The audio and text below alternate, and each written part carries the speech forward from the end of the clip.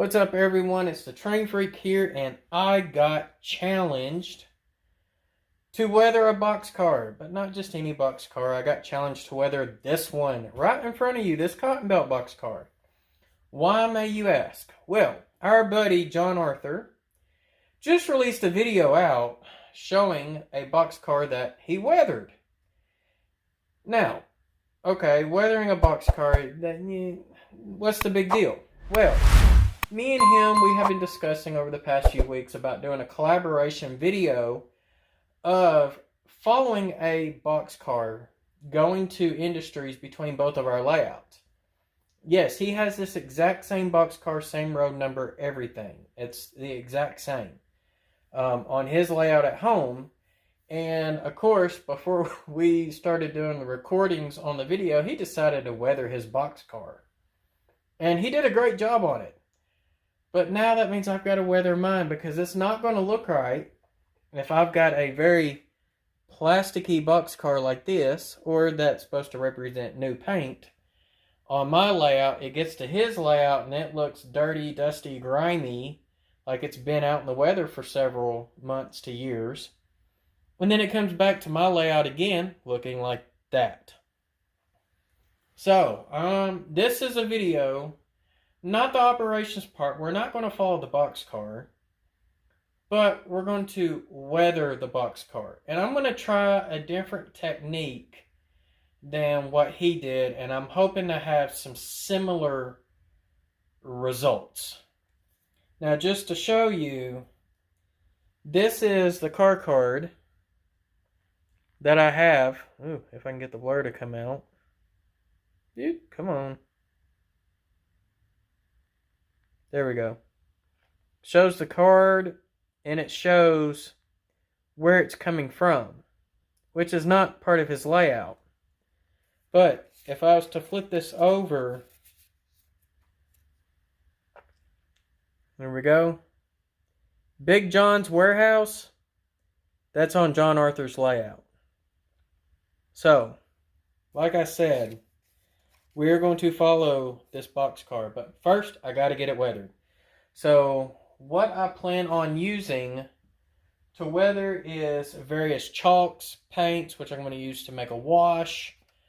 And I do plan on painting the trucks and the wheels. I actually bought the same jig for the wheels that he bought. I'm waiting on it to come in. So, of course, this video is going to take over several days, because I have to do this in layers. So it's going to be a very timely process on my end, but for this video's sake, hopefully it doesn't take too long. So let's get to first thing, disassembling this car. So let me get it disassembled and I will be right back. All right, so now I've got the shell off, as you can see. And the next thing we're going to want to do is give this thing a good wash, because this thing has collected a lot of dust on the top. So it's just a good idea just to go ahead and give this thing a good bath. So we're just basically going to get in here, run some water in it.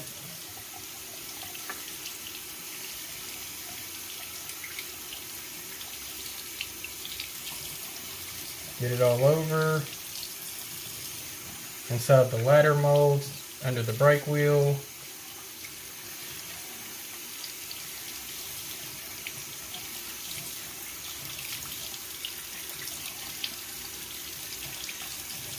Alright, and then what I'm going to do is take my towel and just give it a good dry pat. I'm not rubbing anything. The main thing is to get most of the water off.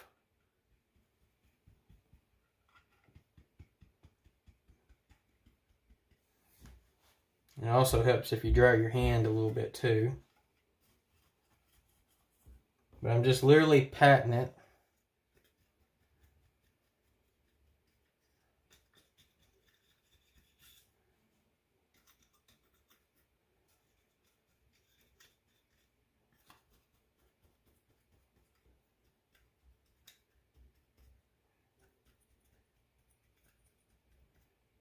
All right. So here we got a boxcar, And we're just going to let the rest of it air dry. So we'll be back. Okay, so now the model is dry. And I kind of took John's idea about using a toilet paper roll. Man, this thing works great. So, the next thing we need to do is put a clear coat on it. John made his own. I'm cheaper, so I'm going to use this Rust-Oleum Matte Clear. And I got this from Steve Childers, the Retirement Railroad. This is what he used. Now, I have used the Tester's Dull Coat, but he said this stuff's the same thing. So, I'm going to try it out. So, shake it up.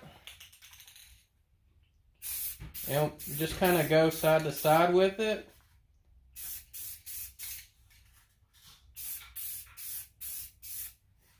And when you do this, you don't want to just on it. You want to kind of start your spray off of it and then go on with it. And then as far as the top,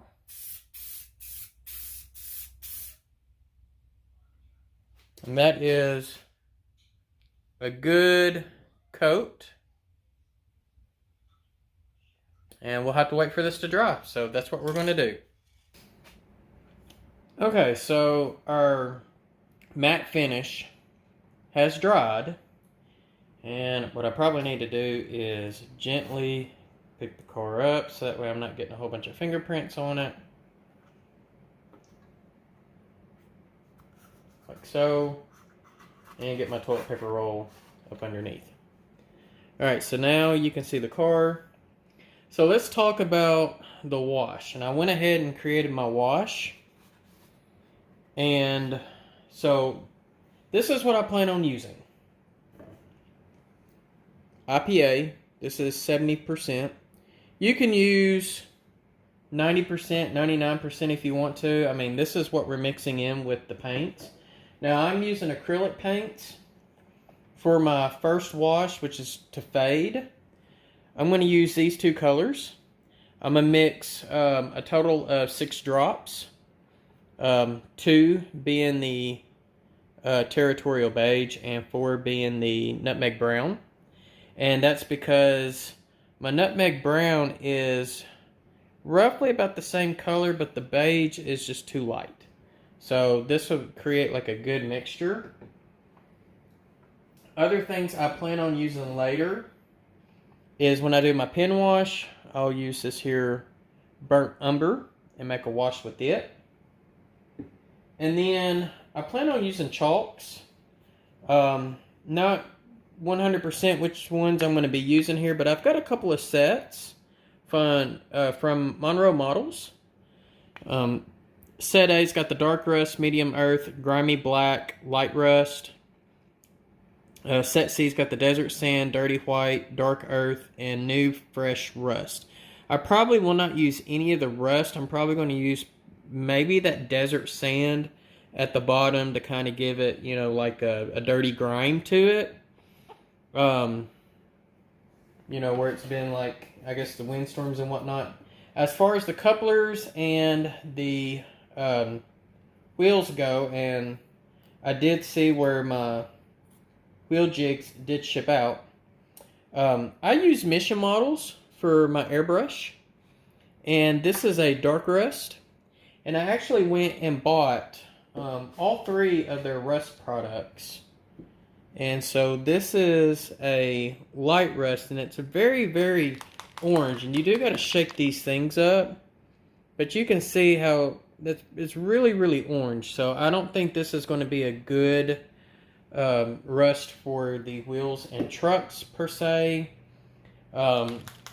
Standard rust is definitely not orange, but it's a little red. So that's why for this I'm opting to go with the dark rust. And you can see there's the color right there. So it's going to give it a lot better color than black per se. So basically what I've done here is I told you I put 6 drops of paint in there, and that's basically my 1 part paint. And I went ahead and did 3 parts of water. I only have water in here. And I use this little, I don't know what you call it. Some people call it an eyedropper, but my wife, who's a nurse, said it's actually called something else. So, Amanda, if you watch this, you can put down in the chat and correct all of us. But it allows me to soak water up and then drip it as needed. So, so with the 6 drops of the paint, that's 1 part. I put in 3 parts of both the IPA and the water, so that would be 18 drops each. Mixed it pretty well, like so, and I mean it's really drippy. So basically what I'm going to do is try to get as much off of it as possible, and our strokes are going to be going down with it. You do not want to go side to side with this, except for when you get kind of like in your coupler area. But the whole goal here is to give our car a little bit of fade and make the the white a little more yellow. Now on the doors, of course, we're going to have to kind of go side by side with them. And in the crack and stuff, we'll have to go, up and down, because it seems to pull up on the doors a little bit more. And that's actually okay if it does, because the doors seem to be more beat up than anything else on the car. Because if you think about it, the whole car is going down the rail, but these doors are constantly open and closed. I saw a train car the other day, and the side where I was recording it actually had the door open, and I could see light coming through the other door in the middle, and it looked like probably a forklift,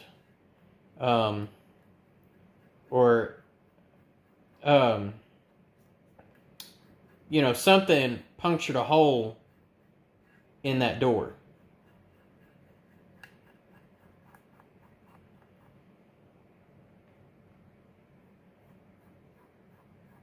But this is the basic step. I'm not going to let y'all, I'm not going to bore you through the whole thing. So I'm just going to get this one side done so that way you can see what it looks like. And then as far as like the ladder goes, just try to get in between it the best you can. Sometimes you have to kind of do circles. And then on the bottom, we can do like a side by side. But try to get all the excess paint off of it and spread it around. Because if you have excess paint, then when it dries, it's not going to look real good. So it's supposed to kind of give the effect that it's not really been painted at all. And then once it dries, I mean, it's just going to look phenomenal. And you want to make sure that you get your stirrups as well. So that's the side with the fade. That's the side with no fade. So you can already tell pretty white lettering. Lettering's got now just a little bit of yellow to it. And that's what we want. So I'm going to go ahead and finish up fading this. And then what I will do afterwards is go ahead and spray another coat of the matte clear coat on it, and I will come back for the next layer. So I'll be right back. Alright, welcome back. So we've got our wash on here with a gloss coat, and now what we're going to do is a pen wash. And basically what I'm going to do is, I ended up using this color here. It's a jet black. It's an acrylic. And what you can use is these little medicine cups. They make great for mixing. But I did 2 drops of paint and 5 drops each, or 10 drops each, 10 drops each of the IPA and the water, and mixed it thoroughly. And so basically we want to use a fine tip brush, and all we're trying to do is get in the crack areas, and it's okay if you get a little bit over, because what you can do is get a Q-tip and gently rub around it. You don't want to get it all off, but just gently rub around it to get most of it,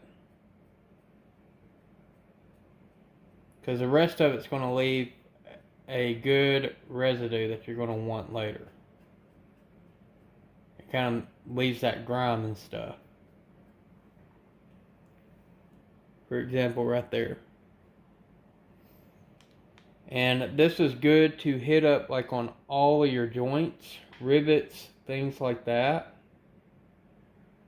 You just need a little at a time with it being a wash, because it is runny. And you have to use a gloss coat. Matte will not work right. And what else you can do is take a bigger brush that's been soaking in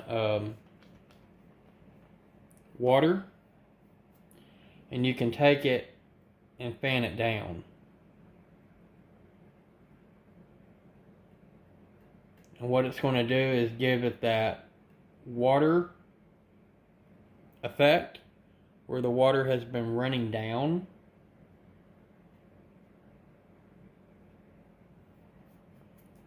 You really need more of a dry brush than anything. And then come back with the Q-tip and get all the excess off.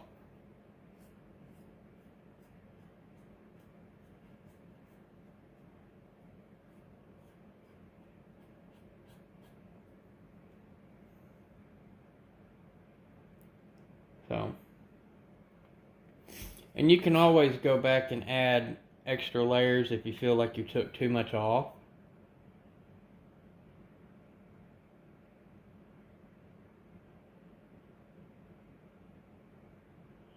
But this is a very, very time-consuming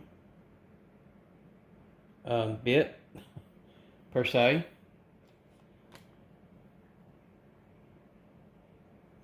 But you basically just want a brush just to kind of fan it down, because that's supposed to create like a water streak. And you definitely want to go down with it.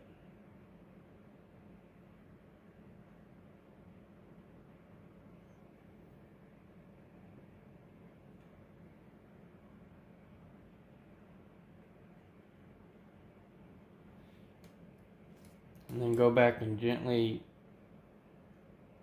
I'm doing like a roll technique with the Q-tip, and let it just soak up that extra.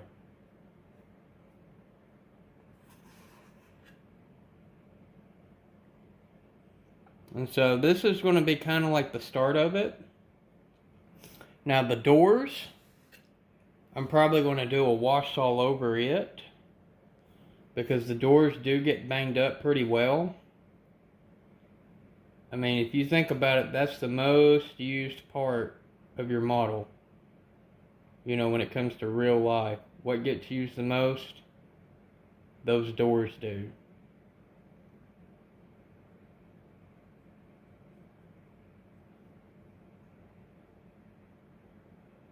So,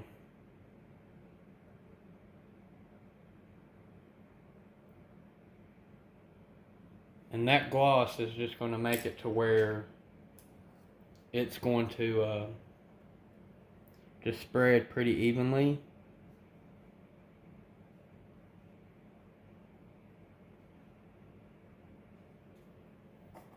And you will use a lot of Q-tips, just FYI.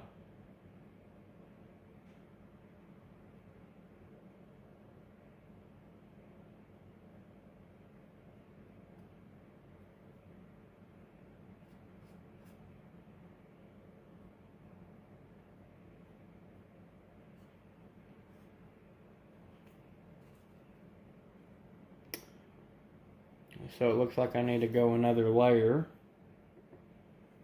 of the black. Now, different color models require different color washes, but black I think is always good to use for crevices.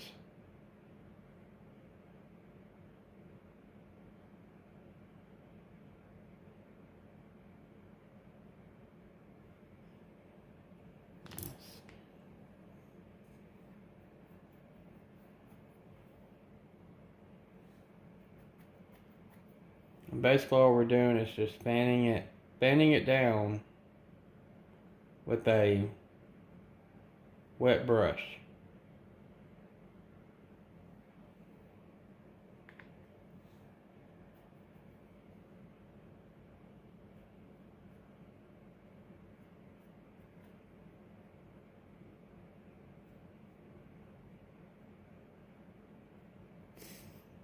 Alright.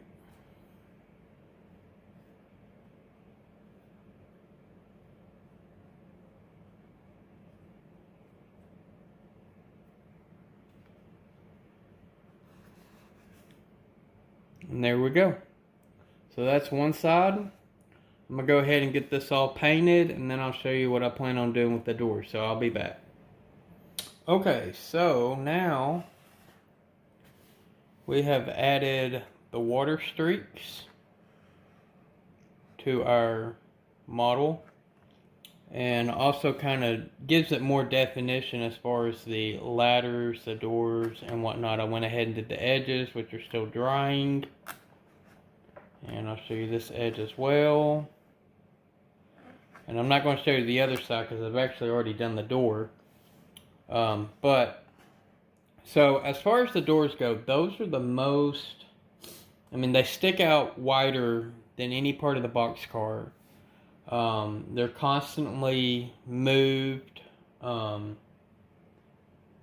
Stuff always hits them. I mean, especially if there's like brush growing along the sides of the track. Sometimes, you know, not necessarily on a main line, but like in, you know, industry spurs and things like that.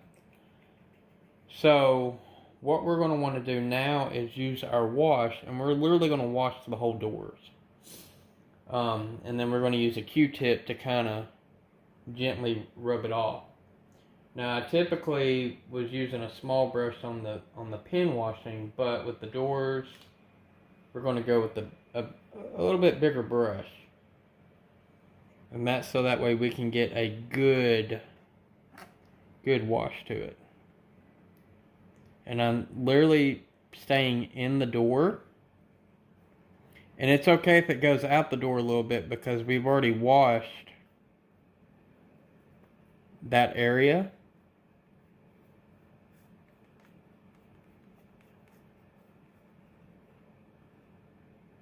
And it's going to go on an area that we've already streaked.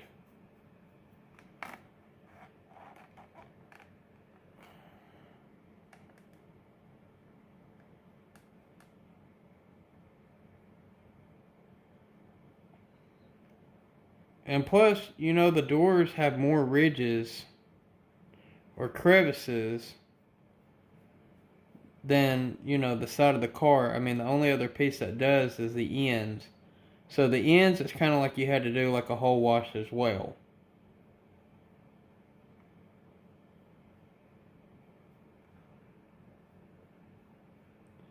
And of course you've got so many pieces, and so basically all we're doing is just moving, you know, this wet paint or very liquidy paint around.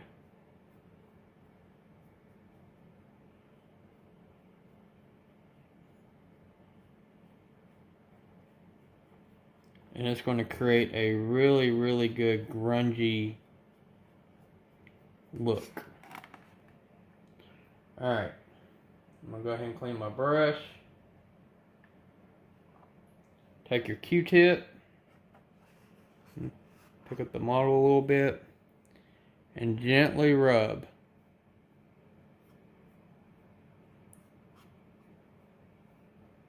Because we don't want to get it all off. If you get some on the outside, that's fine. But just gently rub.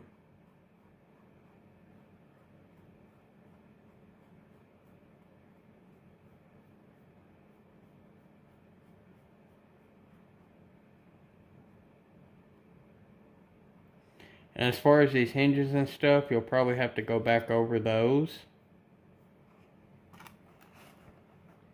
But you can see the door looks a lot beat up. And it should look like this once you're done with it. So, once I get this done, I will go ahead and put a matte coat on it.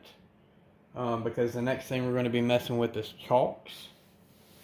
And so, chalks do not stick good to a gloss coat. So,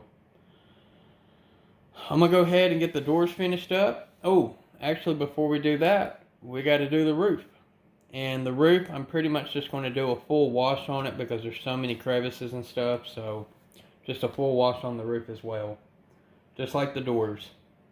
And I will probably use the Q-tip just to go... use this side here. I'm not going to use the Q-tip on the walkway at all, but over here I'm going to go down this way with it and then flip the model over and, you know, go that way with it. So that way we're bringing the wash out to the edges. So, alright, well I'm going to go ahead and do that and then get a matte coat on it and then we'll be ready to chalk it up. Alright y'all, so now I'm back. We've got the model here and I've got another one back here I've been playing with on these chalks. So just to kind of see what color I want, because this is going to be the car I'm going to keep. This is just a junk shell that I have back here. So next thing we're going to do is do some weathering with some chalk. And basically what I'm wanting to do is add some dirt and grime on the bottom portion of the car. Not the whole car, just the bottom portion. And so what I'm using here for this, we're going to use Monroe Models. This is their mini weathering powder kit set C. And we're going to go with dirty white on this one. And we're not going to use a lot. And from my understanding, this stuff goes a very long way. So, but what you want is a soft brush.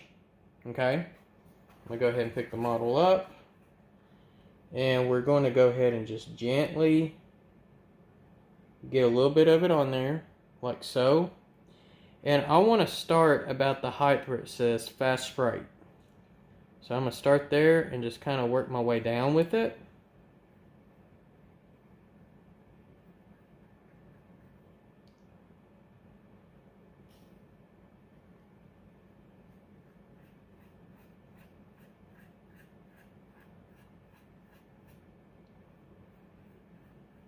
Try to scoot some of that excess off of the ring, but we're just basically wanting a dusty look to it.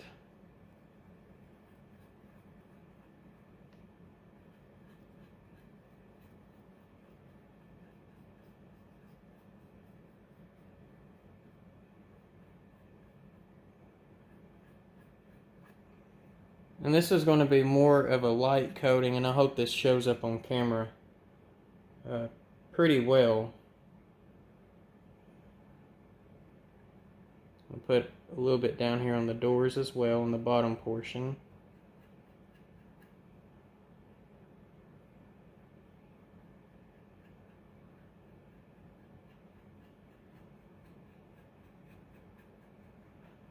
And it seems like it's wanting to stick to the doors a whole lot better than the sides. Now I did put a matte gloss coat on this.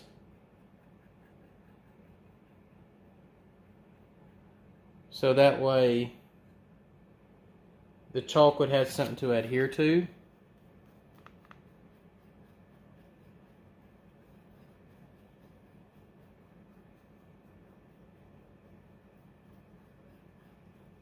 And once I apply it on there, I'm just kind of brushing down, just like how water would go.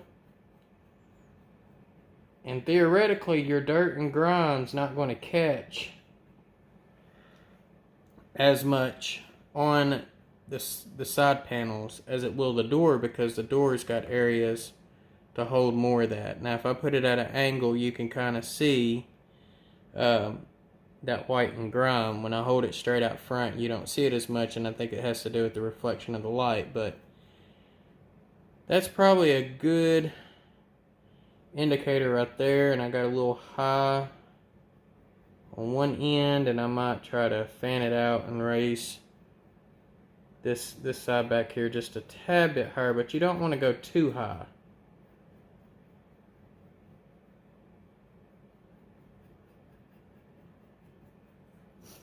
But overall, that's a pretty good coating. We're going to try to do the same thing on the ends. Well, we need to get our ladder area too. Which those are pretty easy for it to get stick. And I've got paper towel down here, and actually this powder is collecting off, so that way you can actually reuse it.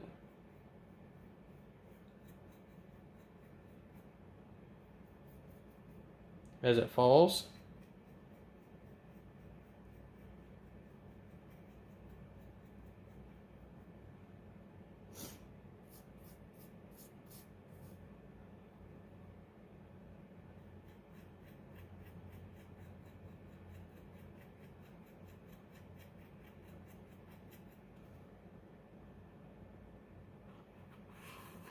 We're just going to kind of slowly work our way around the model.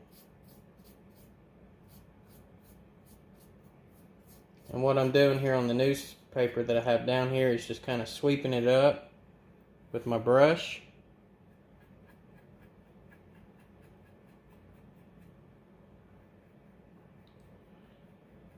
So that way I'm not wasting as much.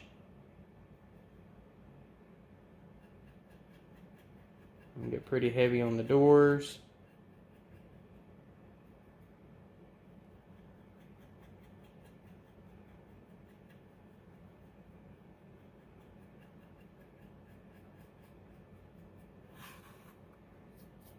Now, for y'all that don't know, the Cotton Belt runs from East St. Louis, Illinois, which is right on the other side of the Mississippi River from St. Louis, hence why it's called East St. Louis, through the Delta in Arkansas, well, you know, down Missouri, down through the Delta in Arkansas, through the Gulf Alluvial Plain, or not alluvial plain, but the Gulf Coastal Plain, which is mostly woodlands at that point.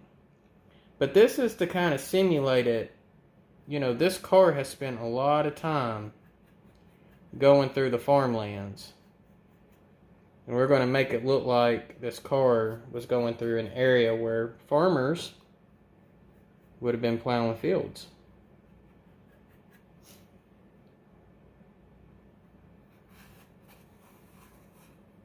So we're just trying to give it a good little dirty look just on the bottom portion.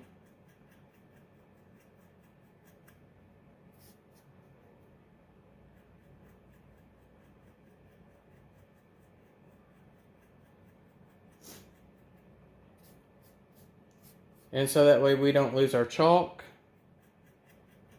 I will go back and seal this in with another dull coat.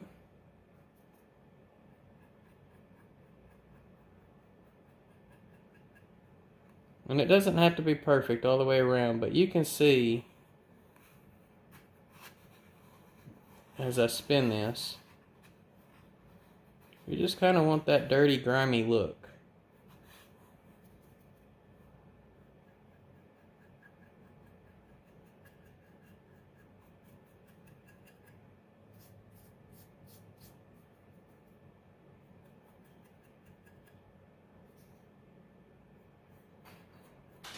So, alright, well, I think I'm pretty happy with this.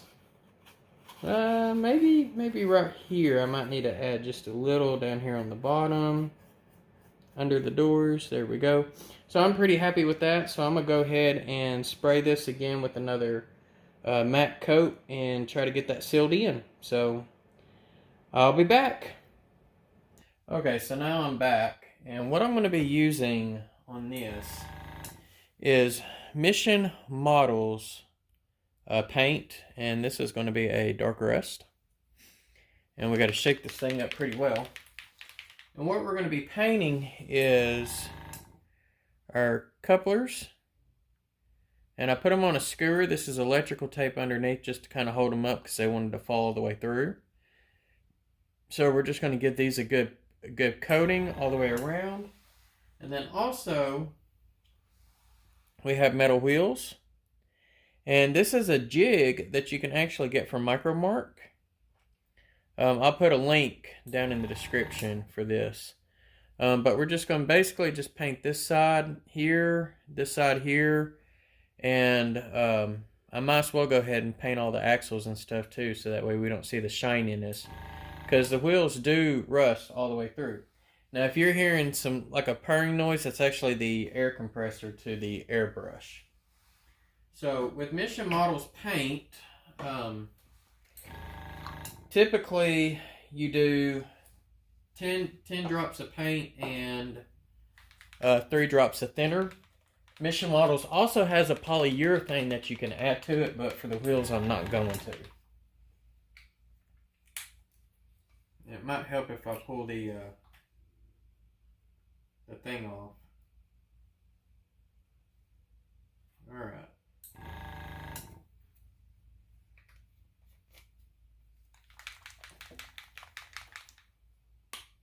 So like I said, 10 drops of paint, so let's see here. 1, 2, 3, 4, 5, 6, 7, 8, 9, and 10. Actually, I think we're going to go ahead and go 20 because I might need the extra paint. 1, 2, 3, 4, 5, 6, 7, 8, 9, and another 10. So that gives us 20 drops. And then we're going to want to use our thinner. And since we put in 20 drops of paint, we're going to actually use 6 drops, 5 or 6 drops of thinner. So we got 1, 2, 3, 4, 5, and 6. Oh, come on, shake on. 6. The thinner doesn't like to drip out as fast. To mix my paint, I just typically use a toothpick. And just get it in there and kind of make sure that thinner gets it all good and coated. And if this ain't enough paint, I can always add more to it.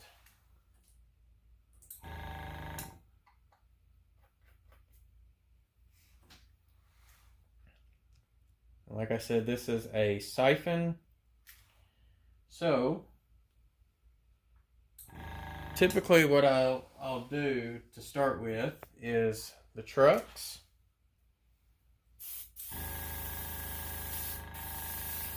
And I'm just waiting. Alright, so now I got paint coming on it. Oh boy, these things want to move. So I guess I'm going to have to hold. I was going to try to get it where I'm not getting paint all over myself.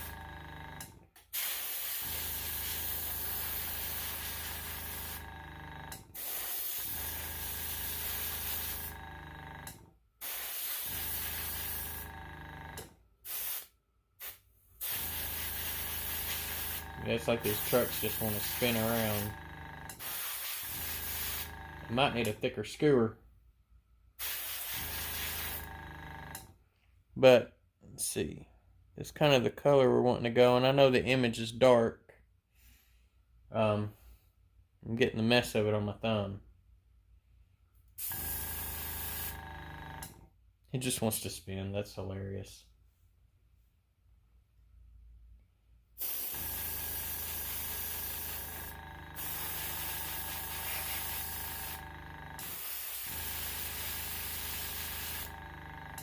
Might give it a better coating spinning it. I don't know.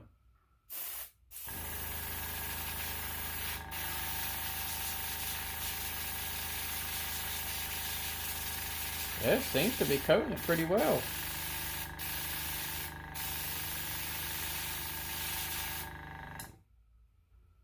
I mean, look.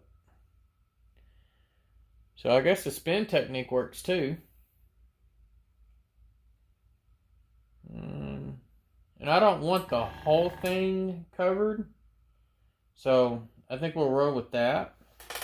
I'm going to set my airbrush down. And I'm going to use a clamp and clamp this up here above the layout so it will dry. Alright. Now, off to the wheels.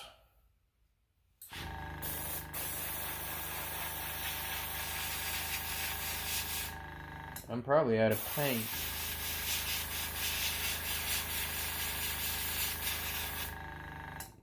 Oh yeah, that's giving a real good rust color to it. Seems like I might be just about out of paint. Oh, I got a little coming out.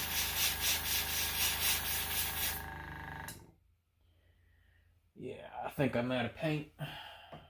So, and if that's the case, I'll just take the jar off. Yeah, I'm out. So, obviously,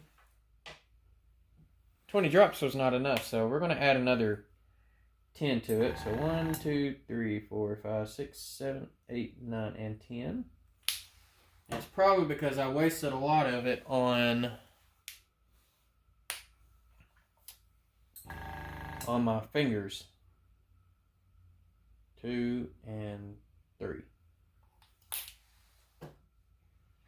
Mix this up really good.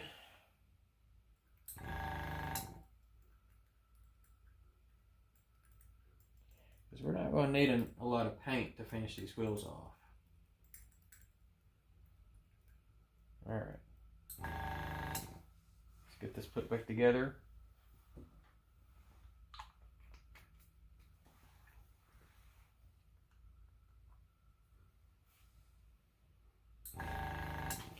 Alright, here we go.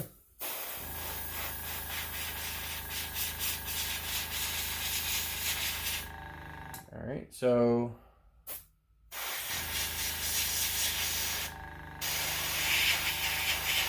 not getting anything.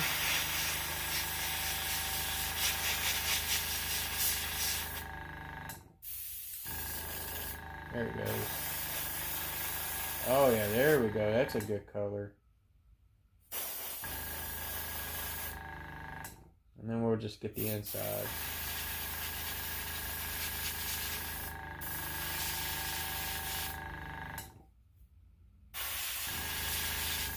Just give it a good coating all the way around.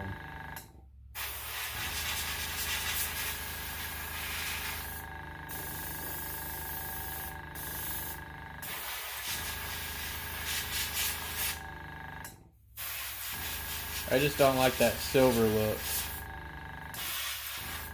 If you know what I mean.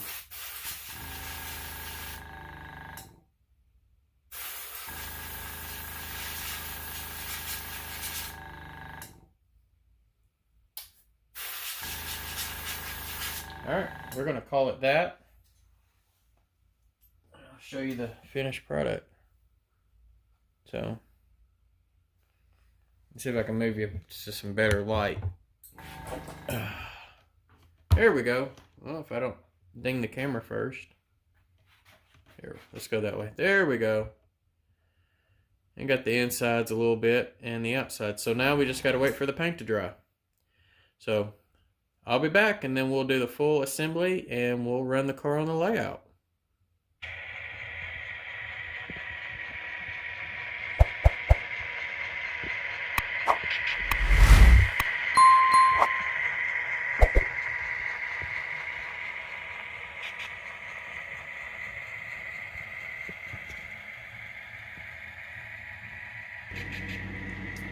Well, for a first time attempt, I don't think I did too bad. I mean, you can see the difference. I mean, there's 3 cotton belts right there. That first one looks really good. But now that means the rest of these cars, I got to get busy weathering. Because it just ain't going to look right having that one, which is newer styled, than that one. Meaning that originally St. Louis Southwestern's what they had on there, and then eventually they changed it to the trade name, which is Cotton Belt. So, well, oh, and the other thing is, this is the very first car I've actually ever weathered. The rest of my cars on the layout that are weathered came from different people, so interesting, huh?